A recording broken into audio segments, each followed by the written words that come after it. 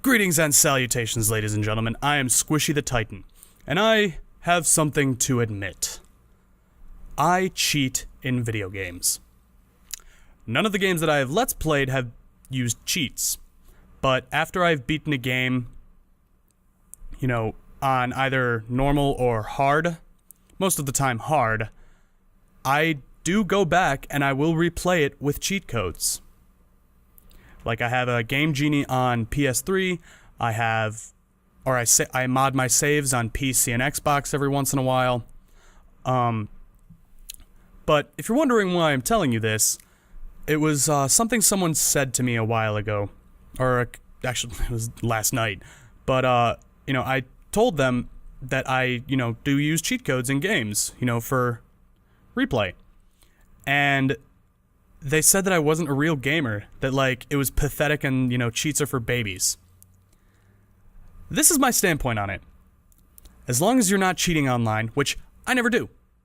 I have never cheated online, and I never will, because that is unfair, that is hindering the experience for other players.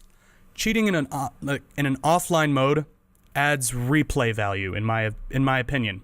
You just paid $60 for this game, you find out that it's really damn short, and then you're gonna trade it in. Kinda seems boring and like a waste of money. Great investment, and that great investment was in massive sarcasm quotes, but I think cheating and modding saves and stuff adds a whole new level of replayability and a fun factor. You want to get more gameplay out of it, you liked the gameplay, and you just kind of want to go on killing stuff and, not have to work at it and, not sit there for hours on end grinding. Like when I replay Final Fantasy X, also, I want to bring this up, I hate 10 so much. I hate the story, hate the characters, hate everything, but I love the combat. So when I had beaten 10 HD, I wanted to go back and kind of play it again. It was fun combat, I enjoyed it. So this time I used my Game Genie, and I beat the crap out of it. And I think it adds a lot of replay value. And I don't understand why people are like, you're not a real gamer if you cheat. Well, yeah, I am if I beat it already legitimately. Why can't I get more money out of it? I mean, you're the guy sitting there paying $60 for a game, and then you don't enjoy it. Or you beat it, and then it's just like, well, now what the hell do I do? But, I mean, even any gamer from the 90s probably has cheated. Has used cheat codes in a game. Whether it was, there was always, Game Shark, Game Genie back in the day, Action Replay, stuff like that. I mean, it's really stupid to go off and say, you're not a real gamer, stuff like that. Just call people baby for cheating. That's my standpoint on it. I think cheating in a game is absolutely okay. 100% okay. And even for people who, don't have the time to sit down and play a 100-hour story, they can cheat and, get through it and experience the story without having to sit there and grind and get bored from it.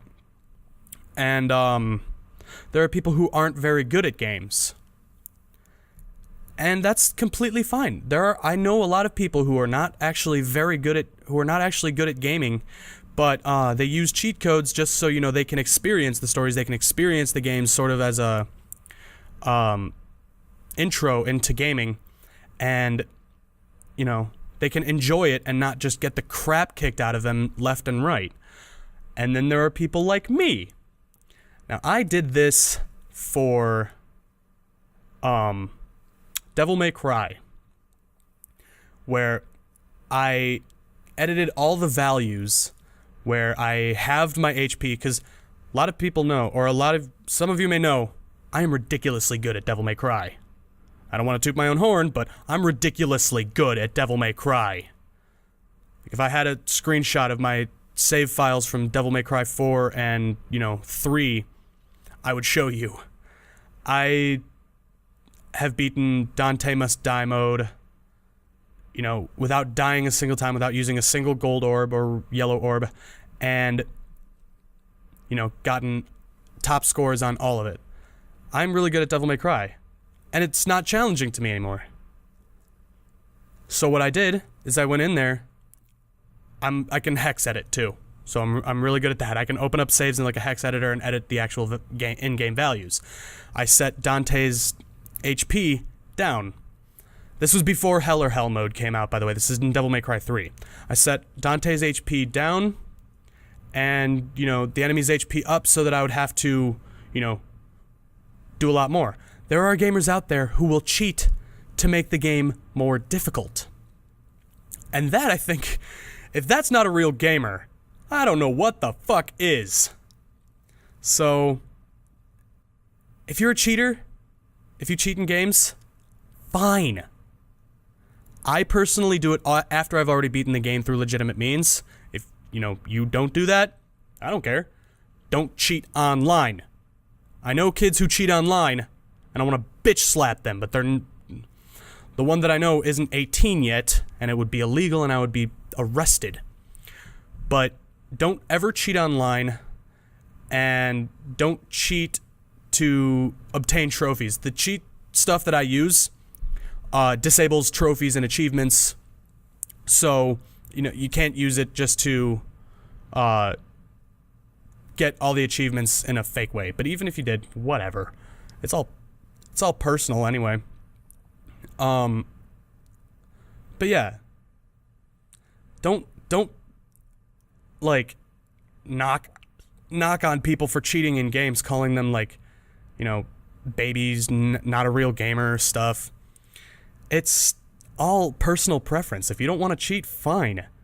Like, if you don't want me to cheat, whatever. Not like you can control me, not like, I mean, there's a reason that Sony and Xbox don't ban people, you know, don't ban people from Xbox Live for cheating offline. They're kind of okay with it. I think from a game developer standpoint, I would encourage, like, if I was a game developer, I would encourage cheating in my game, because, you know, that just means that people have a reason to keep it around and, you know, not sell it back, and, you know, they enjoy it. Think of Bethesda. With every Elder Scrolls game or Fallout, they have the developer console open. You can go into the developer console, and I'm not sure if they released it, but they definitely support people cheating. I think they've posted, like, lists of commands in each game for what you want, like item codes, you know, command codes, and I think that's a really, really good idea. Especially, well, for PC gamers at least. But it disables all achievements, which I think is awesome. Still auto-saves.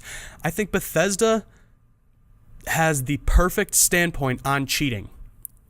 You know, they basically say all of our tools are open to you. Have fun. Get as much playtime out of this game as you can. Do anything you want. Mod it. Mod the crap out of it. Get Thomas the Tank Engine in there. That is an actual mod, by the way. You can get Thomas's Tank Engine replacing the dragons. It's awesome. But yeah, I'm never going to cheat in a Let's Play because, well, all of my Let's Plays are blind, and basically all of my Let's Plays are games that I've never played before. So that just breaks my first rule right there, because I'll say it again, I only cheat after I've beaten the game on hard mode. Hard or normal in some cases. But I only cheat after I've beaten it through legitimate means with no cheats or anything whatsoever. And I think that's a good code to stand by. You know, if you want to cheat in games, I encourage you, play the game first. Like, beat it through legitimate means first. I mean, that's all your prerogative. But just don't knock people who cheat. It's stupid, it's immature. At one point or another, everyone has cheated. So, you know, don't call the kettle black when you've cheated yourself. And, you know, Support replay value in games so you get your $60 worth. I encourage people to cheat after you've beaten the game. You get to see new sides of the game. But that's all I have to say. I'm not gonna keep going and rehash things that I've already said. Just don't knock people who cheat, and, you know, if any game developers ever see this, which I kind of doubt, but if any game developers ever see this, open up your engine. Let people cheat. Disable trophies and, you know, achievements, and let them still save, but let people cheat. You're gonna, you know, people are gonna be holding on to your games a lot longer if you let them. But, anyway, thank you guys so much for watching. Thank you guys for, you know, indulging this rant. I am SquishyTheTitan, and I will see you guys in my next video. Bye-bye.